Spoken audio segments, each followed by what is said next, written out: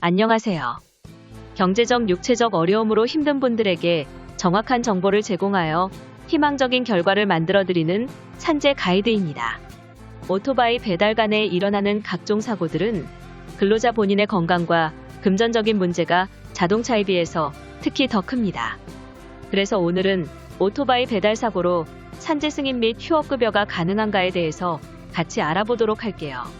오토바이 배달 중에 본인의 운전 미숙 등의 과실로 발생한 사고도 산재 승인이 가능한지에 대해서 결론부터 말씀을 드리면 사안에 따라서 산재 승인이 가능합니다. 법을 어겼던 범법행위나 고의적인 행위들은 산재로 인정되지 않습니다. 그러나 사고를 당하신 재해근로자의 과실과 업무 수행 시 수반되는 위험성이 통상적으로 볼 때 얼마나 연관성 및 영향도가 있느냐에 따라서 산재 승인이 될 가능성이 있습니다.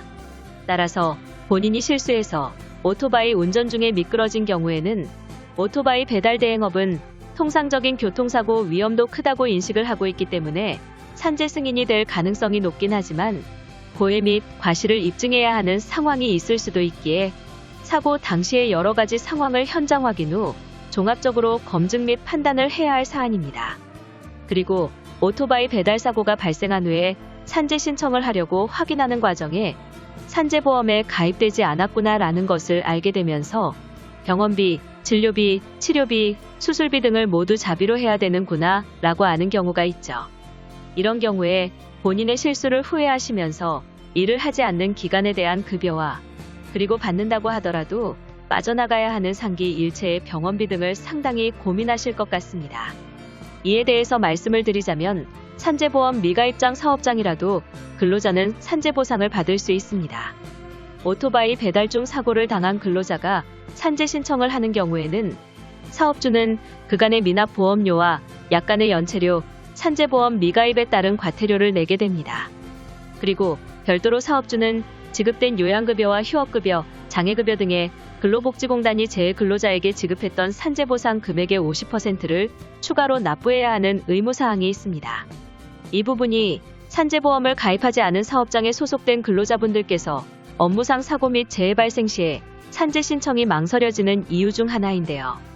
물론 산재 신청을 하시고 나면 사업주는 그간의 미납보험료를 납부해야 하는 등의 뜻밖의 지출이 생기는 일이 발생합니다.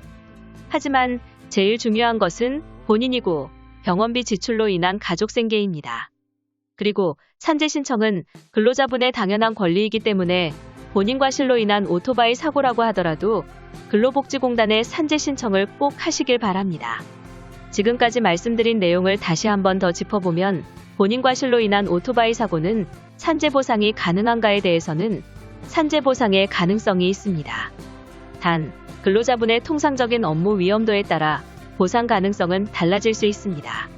산재보험 미가입 사업장에 속한 근로자도 산재 신청이 가능한가에 대해서는 산재 신청이 가능하다는 사실을 명심하세요. 산재 가이드는 법률적으로 문제가 될 수 있는 부분에 관해 상세히 설명을 드리고 해결책을 제시하는 길잡이를 해드립니다.